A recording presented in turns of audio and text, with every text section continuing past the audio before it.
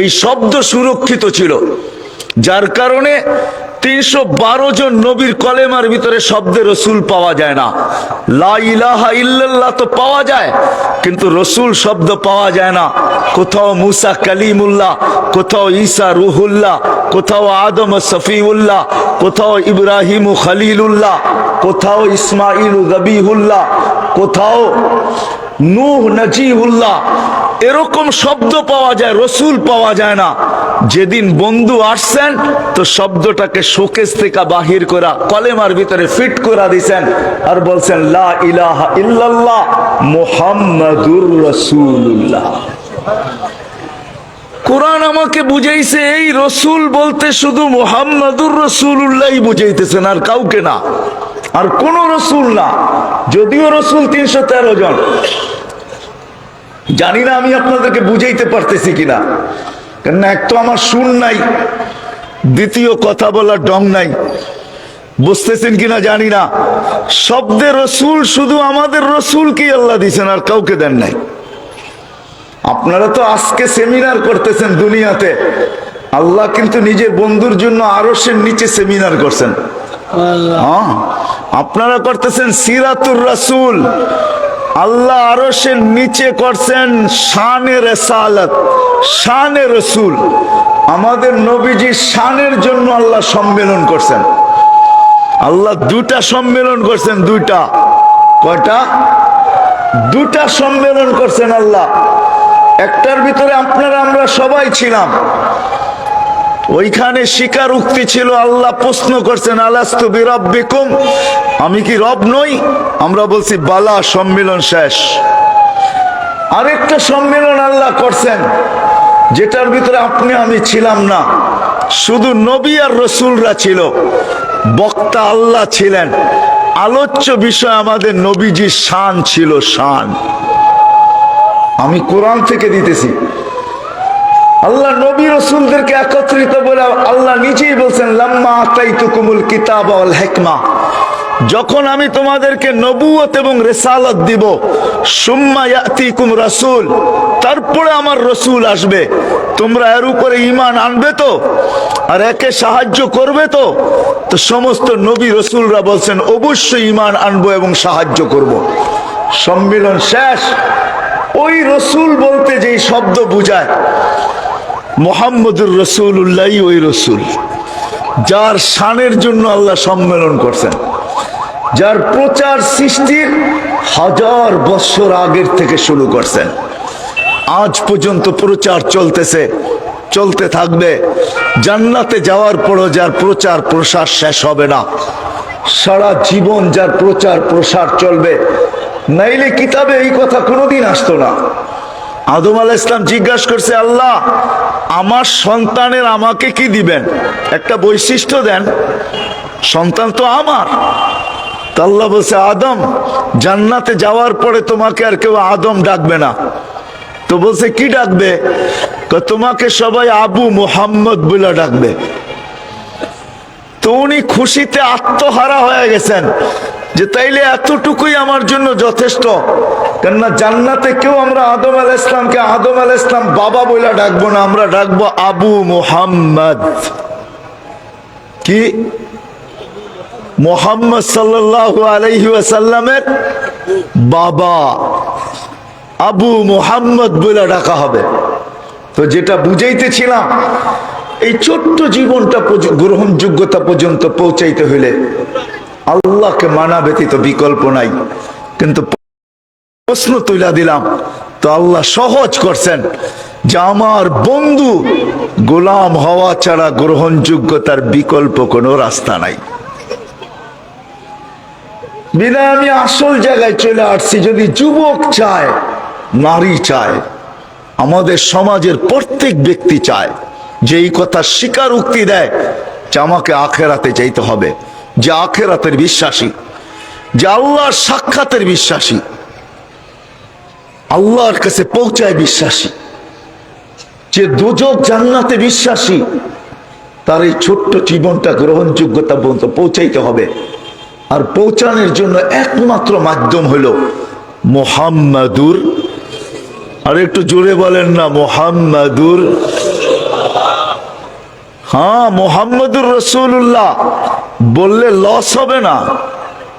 শব্দ কিন্তু 12টা, 10 দিয়ে পূরণ দিলে দেখেন কত নেকি হয়। 140 নেকি পাবেন আপনি, 140 নেকি।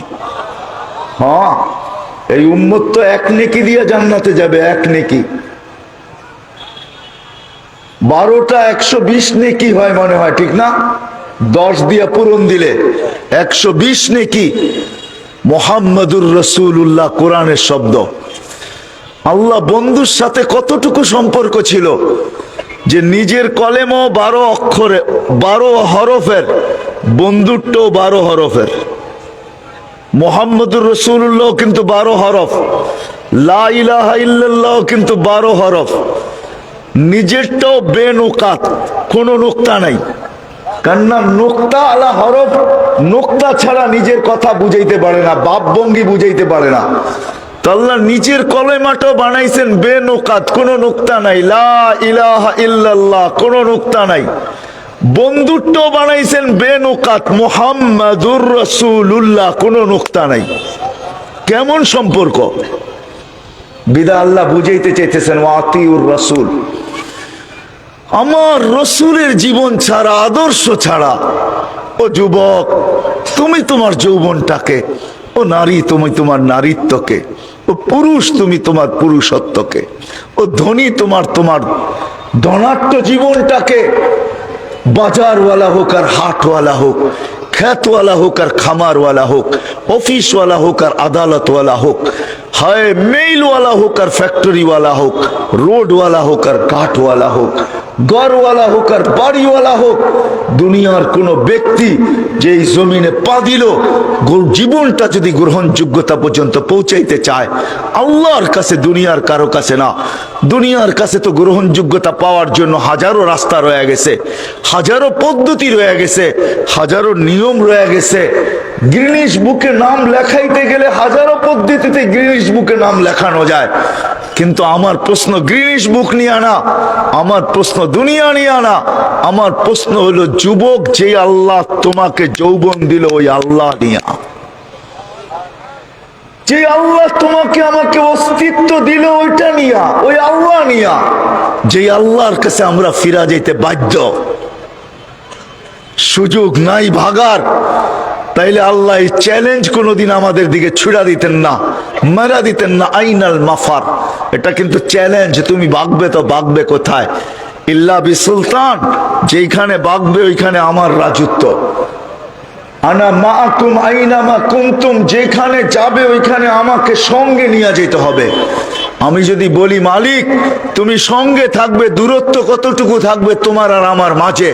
তা আল্লাহ বলে আকরাবু মিন হাবলিল ওয়ারিদ, তোর রগের চেয়েও কাছে থাইকা আমি তোর সঙ্গে থাকবো, কোথায় যাবি? আরেক জায়গায় আল্লাহ বুঝাইতে চাইতেছেন তুমি আমাকে পৃথক করতে চাও, পৃথক করতে দেরি তুমি থাকবে না। ফালা আইনুন, আইনুল্লাহ তানদুর, তোমার চক্ষু দেখবে না। উযুল্লাহ তাসমা, তোমার কান শুনবে না। লিসান লা তানতিক, জবান তোমার বলবে না। আকল লা তুমাইয়িজ, মগজ ভালো মন্দ বুঝবে না। কলব লা তাতাফাক্কার, দিল চিন্তার বোঝা উঠাবে না। ইয়াদ লা তাফতিশ, হাত তোমার ধরবে না। রিজল লা তামশি, পাও তোমার চলবে না। তুমি হবে লাশ লাশ। আল্লাহ পৃথক হইতে দেরি, আমরা লাশ হইতে দেরি হব না। কেননা আমাদের ভিতরে যেটা ঢুকানো আছে ওটা আল্লাহরই একটা সিফত ঢুকানো আছে। লিল্লাহিল খালকু ওয়াল আমর, আমর ঢুকানো আছে ভিতরে। ওই পাওয়ারফুল সিফত ঢুকানো আছে যেটা দিয়ে আল্লাহ আকাশকে দাঁড় করায় রাখছেন। তো আল্লাহ নিচেই বলতেছে ওয়াদাতু আমরি আলাস সামাওয়াতি ফাস্তাকাল্লাত ওয়া আলাল আরদি ফাস্তাকাররাত ওয়া আলাল জিবালি ফাআরসাত ওয়া আলাল বিহারি ওয়াল আওদিয়াতি ফাজারাত ওয়া আলাল উয়ুনি ফানাবাত ওয়া আলাস সাহাবি ফাআমতারাত ওয়া আলাল লাইলি ফাআযলামাত ওয়া আলান নাহারি ফাস্তানারাত। কে বলে রাত্র হয় সূর্য ডুবা গেল? আপনারা বলেন সূর্য ডুবে গেছে? হ্যাঁ, কি সূর্য ডুবে গেছে? সূর্য ডুবে না, আমেরিকাতে মাত্র উকি মারতেছে। 5:60 বাজার মাত্র 5 মিনিট বাকি নিউ ইয়র্কে। এখন নিউ ইয়র্কে সূর্য মাথা উঁচা করে উঠতেছে। সূর্য ডুবে গেছে।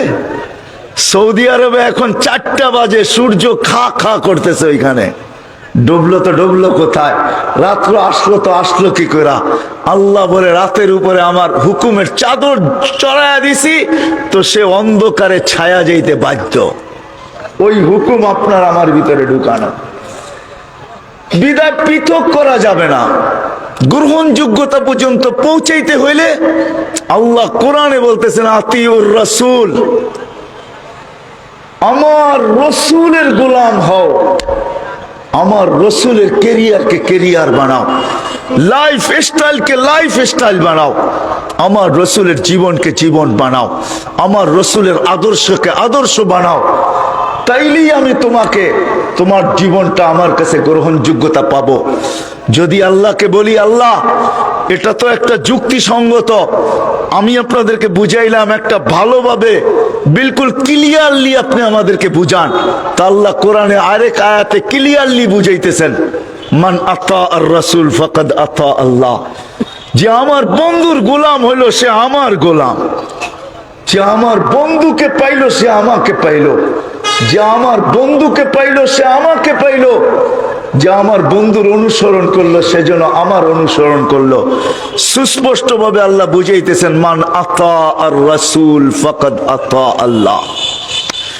আর এটাও বিশাল বাবার বিষয়, কোরআনে কোথাও আল্লাহ এককভাবে নিজের ইতাআতের কথা এক জায়গায় বলেন নাই। শত জায়গায় ইতাআতের কথা বলছেন, কিন্তু এককভাবে না। যেখানেই বলছেন ওইখানেই বন্ধুকে সাথে নিয়ে নিছেন, আতিউল্লাহ তো আতিউর রাসূল। কিন্তু বন্ধুর ইতাআতের কথা এককভাবে কোরআনে বহু জায়গায় বলছেন, এটার ভিতরে এটাও একটা, মান আতা আর রাসূল ফাকাদ আতা আল্লাহ। আমার বন্ধুকে মানলেই চলবে, আমাকে মানার দরকার নেই, আমার বন্ধুকে মানো। সিরাত এই জন্য প্রয়োজন, সিরাত ব্যতীত, কেরিয়ার ব্যতীত, লাইফ স্টাইল ব্যতীত, আদর্শ ব্যতীত আমাদের জীবনটা কাটতে পারে, বাট আমাদের জীবনটা গড়তে পারে না। কোন স্তরেই না। আজকে সর্বস্তরে আমরা বিপর্যয়। কেন? রাগ হয়ে যায় না যুবক, আপনারও রাগ হয়ে যায় না।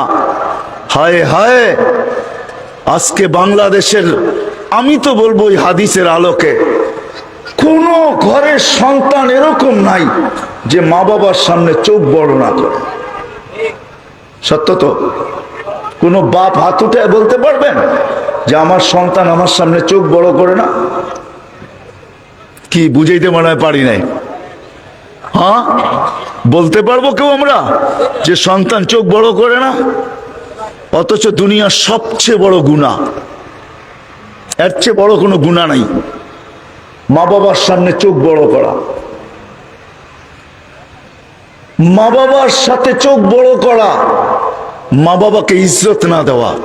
এই জন্য আল্লাহ রসুল বলছে সবচেয়ে বড় লানতি সমাজ ওই সমাজ যেই সমাজে মা বাবার কদর নাই। এটা হলো লানতি সমাজ।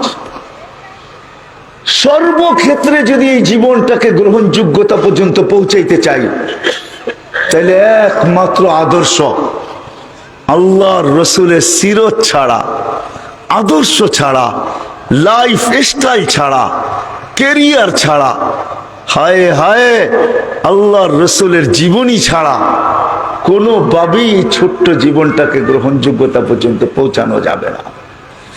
পেশাব পায়খানা থেকে নিয়ে বাইতুল্লাহ পর্যন্ত, একা জিন্দেগি থেকে, জীবন থেকে নিয়ে, ব্যাচেলার থেকে নিয়ে ফ্যামিলিগত জীবন পর্যন্ত, সর্বস্তরে আমি যদি আমার এই জীবনটাকে গ্রহণযোগ্যতা পর্যন্ত পৌঁছাইতে চাই, তাহলে একমাত্র মাধ্যম হইল মুহাম্মাদুর রাসূলুল্লাহ। এই জন্য আদর্শকে শিখতে হবে। এছাড়া না রাত না দিন, না সকাল না দুপুর, না দুপুর না বিকাল, না বিকাল না সন্ধ্যা, না দিন না সপ্তাহ, না সপ্তাহ না মাস, মাস না বৎসর, আমাদের জীবনের কোনো ক্ষেত্রগুলাই ওই গ্রহণযোগ্যতা পর্যন্ত পৌঁছবে না আর হইতে পারে নবীর লাইফ স্টাইলের কারণে ছোট্ট একটা জিনিস হবে, আর ওটা এতটুকু গ্রহণযোগ্যতা পর্যন্ত পৌঁছবে, যেটা ইমাম আবু দাউদ রহমতুল্লাহ আলাইহি আমাদেরকে দেখায়া গেছেন। ছোট্ট একটা বিষয়, তাও প্রয়োজন ছিল না। শরীয়তের ভিত্তিতে দেখলে দেখা যায় এমন কোনো জরুরি ছিল না, কেননা খালের ওই পার থেকে এক ব্যক্তি হাসি দিছে, আর ওটার জবাব ওনার কান পর্যন্ত আসছে। ওনার জন্য খাল পার হওয়া জরুরি ছিল না, কিন্তু উনি ভাবছে নবীর আদর্শ তো আদর্শ, ছাড়ি কি কইরা, কিন্তু আমার আওয়াজ তো এত বড় না যে আমি খালের ওই পারের ব্যক্তির কান পর্যন্ত পৌঁছাইতে পারবো। হাসির জবাবটা ইয়ারহামুকাল্লাহ, এই শব্দটা ওই পর্যন্ত পৌঁছাইতে পারবো। এটা তো আমার আওয়াজ এত বড় না, কিন্তু আমি তো সামর্থ্য রাখি। 2 টাকা ব্যয় করে নৌকা কেরায়া করছেন, আর ওই পারে যায়া উঠা তার কানের কাছে যায়া বলছেন ইয়ারহামুকাল্লাহ। বলতে দেরি, গ্রহণযোগ্যতা এতটুকু আল্লাহর কাছে পৌঁছে, উপর থেকে আওয়াজ আসতে দেরি হয় না। কদ গাফারনা লাকা ইয়া আবা দাউদ, আবু দাউদ তোমাকে মাফ করে দিলাম। বিদায় বয়ান তো আমার পরে যিনারা আসবে ওনাদেরকে আমি চিনি, বাসেদ খান সাহেবকেও চিনি, আবার মোস্তাকুন নবী সাহেবকেও চিনি, তারপরে আফামর খালেদ সাহেবকেও চিনি। ওনারা আপনাদেরকে বয়ান শোনাবে। আমি আসলে বয়ান শুনাইতে আসি নাই, আমি তো এটা বুঝাইতে আসছি যে সিরাত আমাদের জীবনে কেন দরকার, কদমে কদমে কেন দরকার। কেননা নবীর লাইফ স্টাইল ছাড়া, হায় যুবক, তুমি সারা দুনিয়ার স্টাইলকে গ্রহণ করতে পারো, কিন্তু আল্লাহর কাছে চুল পরিমাণ তুমি গ্রহণযোগ্যতা পাবে না। কিন্তু নবীর একটা মুস্কি হাসিও যদি গ্রহণযোগ্যতা পায়, আল্লাহ রসুল হাসি দিতেন, মুস্কি হাসি, অট্ট হাসি কোনোদিন দিতেন না। যদি একটা মুস্কি হাসিও গ্রহণযোগ্যতা পর্যন্ত পৌঁছে, তো কসম খোদা, এই হাসি তোমাকে জান্নাতে নিবে, এতে কোনো সন্দেহ নাই। এই হাসির বদলাই আমরা জান্নাত পাবো। হাজারো কাহিনী দেখানো যায়, কিতাবে লেখা আছে, মনীষীরা লেখছেন, সাহাবীদের জীবনীতে আছে, সামান্য সুন্নতের কারণে, সামান্য একটা হাসির কারণে। এই জন্য আসেন নবীর কেরিয়ার শিখি। আর কোন নবী? প্রথমেই আমি বলছি যে সদিচ্ছায় আল্লাহ আমাদেরকে, হায় হায়, যার প্রচার আল্লাহ শুরু করছেন সৃষ্টির 1000 বছর আগের থেকে, যার অস্তিত্ব হইতে দেরি, সুঘ্রাণ দুনিয়ার মাঝে ছড়াইতে দেরি হয় নাই। আল্লাহর রসুল যখন অস্তিত্ব লাভ করেন মার পেটে, তো আমেনা শরীর দিয়া সুঘ্রাণ ফুটা বাহির হয়েছে, সুইটা। আমেনা মক্কার যেদিক দিয়া যাইতেন ওদিক দিয়া খুশবুর সুঘ্রাণের তুফান চলতো। আমেনা বিধবা ছিল, ওই যুগ প্রচলন ছিল বিধবা সুঘ্রাণ লাগাইতে পারবে না। মক্কার সমস্ত মানুষের মুখে এই কথা ছিল, আব্দুল মুত্তালিব এই পুত্রবধূ পাইল তো পাইল কোত্থেকা? সেনা বিধবা, সে আমাদের সমাজের বিরোধিতা করে তো করে কি কইরা? সে এত দামি পারফিউম পায় তো পায় কোত্থেকা? আর সে লাগায় তো লাগায় কি কইরা? সে যেদিক দিয়া যাইতে থাকে সুঘ্রাণের সুঘ্রাণ তুফানের মতো ছড়াইতে থাকে। আর এই কোন সুঘ্রাণ আমাদের মক্কার দোকানে পাওয়া যায় না। সেটাকে সংগ্রহ করে তো করে কোত্থেকা? 1 কান 2 কান 1 মুখ 2 মুখ। আব্দুল মুত্তালিবের কাছে যখন চলে গেছে, তো সে সুটা বাড়িতে আসছে, স্ত্রীকে রাখছে, এদিকে আয়। বলছে কি হয়েছে? বলে তোর পুত্রবধূর কারণে নাক কান কাটা গেল। পুরা মক্কা চলতেছে, চর্চা চলতেছে যে আমেনা এই সুঘ্রাণ লাগায় তো লাগায় কেন? সেনা বিধবা, আবার পায় তো পায় কোত্থেকা? এটা তো আমাদের মক্কার বাজারের সুঘ্রাণ না। আব্দুল মুত্তালিবের স্ত্রী বলতেছিল, আমারও বলার ইচ্ছা ছিল, কিন্তু বলি নাই ভয়ে ভয়ে। আর আরেকটা দিকে তাকায়া বলি নাই, কেননা বিধবা বড় দুঃখী, এই জন্য বলতে চাই নাই। শোনো, শুধু এতটুকু না, এই যখন গোসলখানার থেকে বাহির হয় আর আমি ঢুকি, মনে হয় যেন আমি একটা সুঘ্রাণের প্যাকেটের ভিতরে ঢুকলাম। পুরা সুঘ্রাণে ভরা থাকে। চলো 2 জন মিলা জিজ্ঞাসা করি। তো 2 জন মিলা জিজ্ঞাসা করছে, বেটি এই সুঘ্রাণ পাইলি তো পাইলি কোথায়? আমেনা বড় চালাক ছিল, সে মুখ দিয়া জবাব দেয় নাই, সে সামনে থুতু নিক্ষেপ করছেন। সুঘ্রাণের তুফান উঠতে দেরি করে নাই, বলছে আম্মা শরীরে সুঘ্রাণ না, থুতু পর্যন্ত সুঘ্রাণ। বলছে কোত্থেকে পাইলি? বলে আল্লাহ আম্মা এটা আমার না, এটা পেটেরটার কারণে সুগরান। যেদিন থেকে পেটে আসছে ওই দিন থেকে শরীর থেকে সুগরান ফুটা বাহির হইতেছে। শুধু এইখানেই শেষ না, যেদিন পেটে আসছে ওই দিন ঘরের দেওয়ালগুলো আমাকে সালাম দিতে দেরি করে নাই, আমার ঘরের পাথরের কণাগুলো আমাকে সালাম দিতে দেরি করি নাই। আমি বাহির হইলে দিনের বেলা তরু লতা গাছপালা এমনকি পাহাড় পর্যন্ত মনে হয় ছুটে এসে আমাকে সালাম দেয়, সালাম আমেনা দুজাহানের বাদশা তোর কাছে চলে আসছে। বলছে আম্মা এইখানে শেষ না, রোদ্রে বাহির হইতে দেরি, মেঘগুলা ছুটা এসে আমাকে ছায়া করতে দেরি করে না। উত্তপ্ত বালুতে পা দিতে দেরি, ঠান্ডা হইতে দেরি হয় না। উত্তপ্ত পাহাড় পাথরে পা দিতে দেরি, ঠান্ডা হইতে দেরি হয় না। রাত্রে যখন বাহির হই তো তারাগুলা ছুটা এসে আমাকে সালাম দিতে দেরি করে না। চারটা নিচে এসে আমাকে সালাম দেয়। মা এইখানে শেষ না, জান্নাতের 3 মহিলা আমাকে মালা পড়াইতে দেরি করে নাই। যেদিন পেটে আসছে 3 মহিলা এসে আমাকে মালা পড়াইছে আর বলছে আমাদের চিরদিনের বাদশা তোর পেটে চলে আসছে। আমেনা সুসংবাদ তোকে। বলছে 3 মহিলা কে? বলছে ইমরাতু ফিরাউন আসিয়া, ফিরাউনের স্ত্রী আসিয়া, উম্মা ঈসা মারিয়াম, ঈসা আলাইহিস সালামের আম্মা মারিয়াম, আর উখতা মুসা কুলসুম, মুসা আলাইহিস সালামের বোন কুলসুম। এই 3 জন আমাদের নবীজির জান্নাতের স্ত্রী। মুসা আলাইহিস সালামের অলিমা, ঈসা আলাইহিস সালামের অলিমা যদি আল্লাহ আমাদেরকে 1000 দিন খাওয়াবে জান্নাতে, কতদিন? কত? কে খাওয়াবে? ঈসা আলাইহিস সালাম না আল্লাহ? কে? মেনু কি হবে এবার ভাবতে থাকেন বৈশা বৈশা। কে খাওয়াবে? 1000 দিন যদি ঈসা আলাইহিস সালামের অলিমা হয় তো আমাদের নবীজির অলিমা না জানি কত যুগ হবে, কত হাজার বছর হবে। 3 জন মালা পড়াইছেন।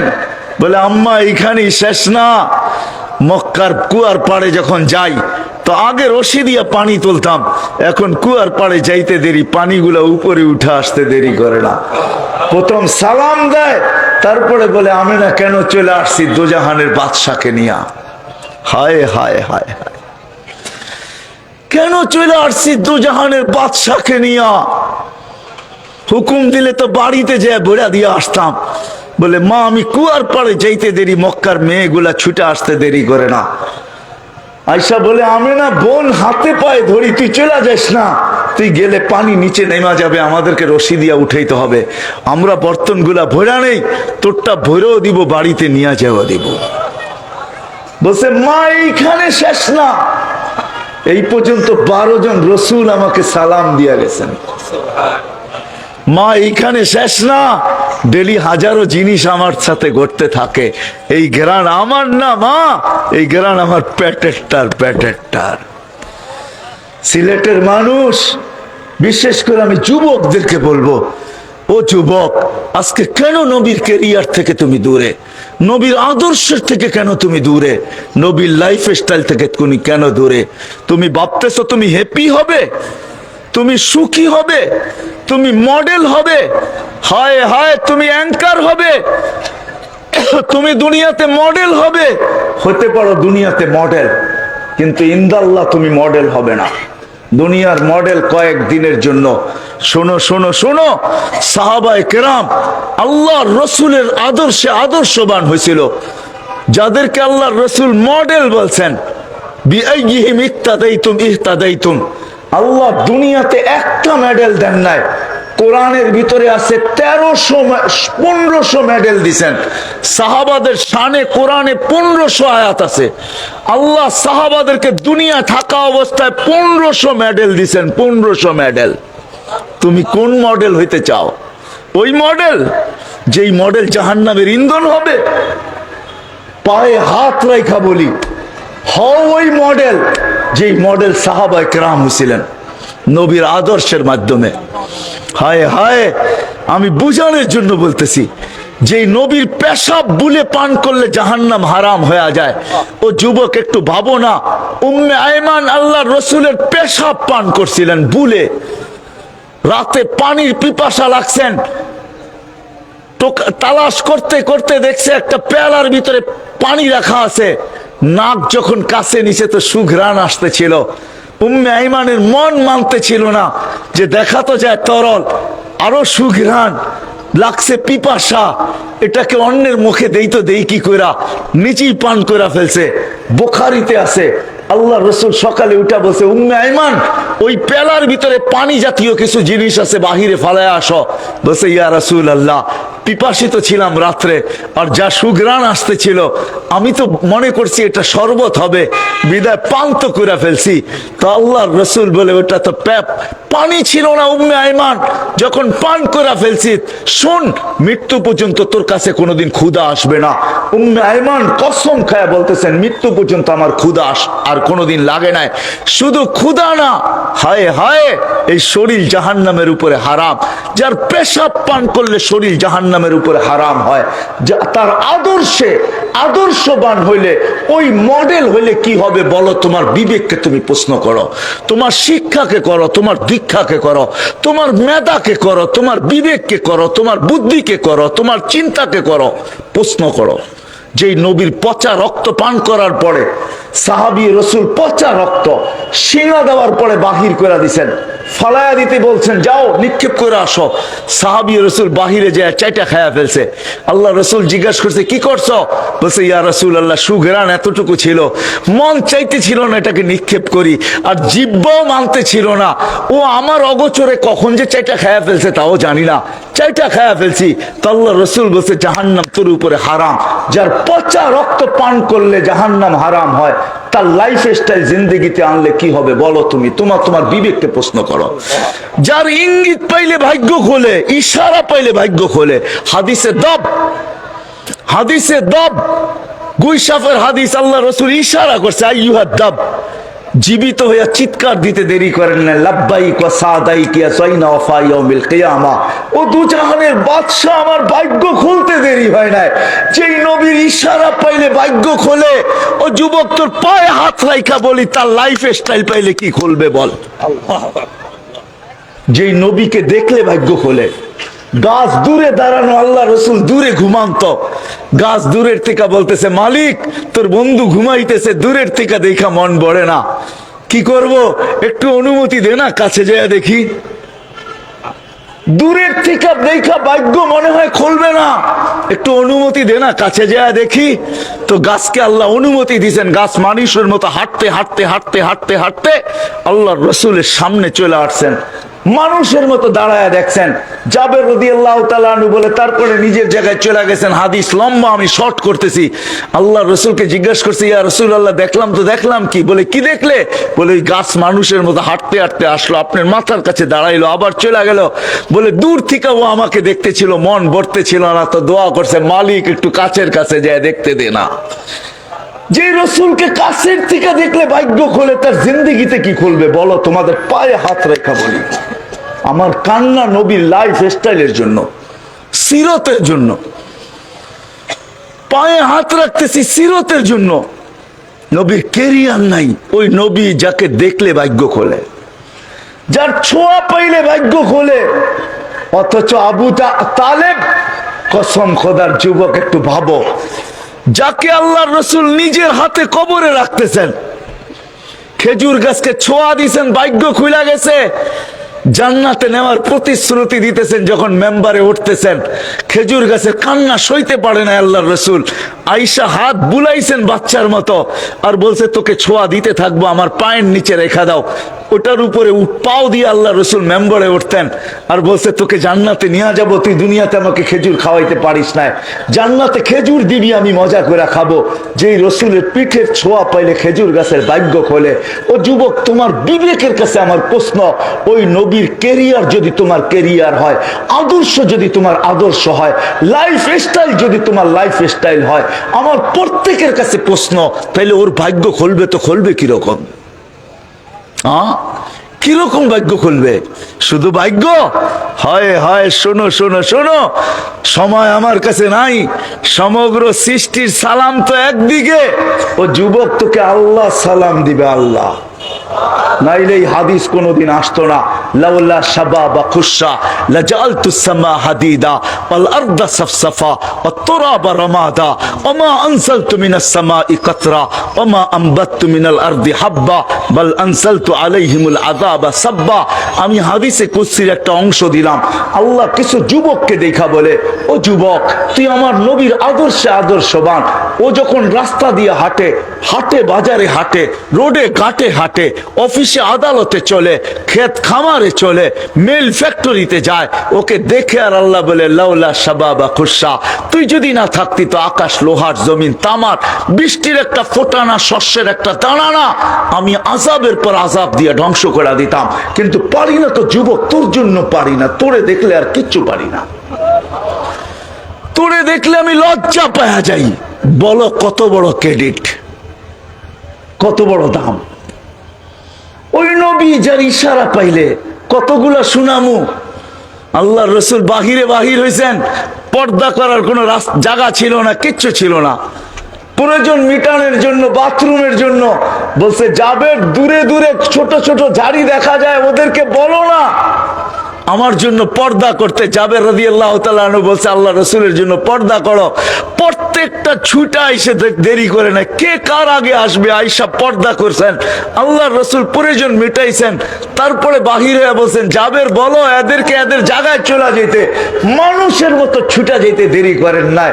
যার কথা ঝাড়ি পর্যন্ত মানে, জঙ্গল পর্যন্ত মানে, আজকে আফসোস আমরা মানি না। হায় হায় হায়, যে আমাদের জন্য চোখের পানি আরশে যায় পর্যন্ত বলেন না, জড়াইছেন আরশে, নাইলে এই কথা কোনোদিন আসতো না। আল্লাহ যখন জিজ্ঞাসা করছে কি চাইতে আসছেন, আসআলুকা উম্মতি, আমি উম্মত চাইতে আসছি। যুক্তি কি? আনতা রব্বুল করিম আনা নবিয়্যুর রহিম। এক পাশে আপনি, এক পাশে আমি। আলাস্তা রব্বুল করিম, আপনি কি রব্বে করিম না? আলাস্তু নবিয়্যুর রহিম, আমি কি নবী রহিম না? এত কাছে তো আমরা কখনো হব না, এরকম কাছাকাছি তো কখনো আর আসবো না, এরকম সুযোগ তো কখনো হবে না, এরকম পরিবেশ তো কখনো হবে না। আপনিও আরশে, আমিও আরশে, কবা কাউসাইনি আও আদনা। এইখানে উম্মত চাবো না তো চাবো কি? লজিক দিতেছেন। আনতা রব্বুল করিম আনা নবিয়্যুর রহিম, কাইফা তুযায়্যু হাযিল উম্মাহ বাইনাল করিম ওয়ার রহিম। এই মিটিং এ যদি উম্মত না আসে তো আসবে কি? আমি তো উম্মতকেই উঠাইতে চাই আগে। তো আল্লাহ সান্ত্বনা দিতেছেন, কাসসামতুল কিয়ামাতা কিসমাইন। এক রিওয়ায়াতে আছে আল্লাহ বলছেন আলা মালিক ইয়াউমিদ্দিন আনতা সাহিবা ইয়াউমিদ্দিন, আমি কিয়ামতের মালিক বটে, বাদশা বন্ধু আপনি। যার কারণে আল্লাহ রাসূল বলতেছে লিওয়াউল হামদি বিয়াদি ইয়াউমাল কিয়ামা, কিয়ামতের দিন আল্লাহর ঝান্ডা আমার হাতে থাকবে, কারণ ওই দিনের বাদশা আমি। শাফাতে কুবরা এটা বুঝায়। আল্লাহর রসুল যতক্ষণ পর্যন্ত সেজদায় না পড়বে, সারা দুনিয়া কেন, রসুল কেন, নবী কেন, রসুল কেন, সবাই চিল্লাইতে থাকবে, দৌড়াইতে থাকবে, নাফসি নাফসি করতে থাকবে, হিসাব হিসাব করতে থাকবে। আল্লাহ হিসাবের জন্য নামবেন না। বন্ধু স্যার মাথা রাখতে দেরি, আল্লাহ চিৎকার দিয়া বলবে ইরফা রাসাক, বন্ধু মাথা উঠান, আমি নামতেছি। অপেক্ষায় তো ছিলাম, আপনি চাবেন কখন, আমি নামবো কখন। আমি তো রেডি, শুধু আপনার চাওয়ার উপরে আমি বসে আছি। ওই রসুল যে আরো সে যে বলে নেয়, মৃত্যু লগ্নে বলে নেয়। সিলেটের মানুষ রেওয়ায়েত তাহকিক করবে, সিলেটের ওলামারা। আমার কাছে রেওয়ায়েত আছে আল্লাহর রসুল কবর থেকে যখন উঠবে আর যখন উঠানো হবে, ওয়াহুয়া ইয়াবকি ওয়া ইয়াকুল,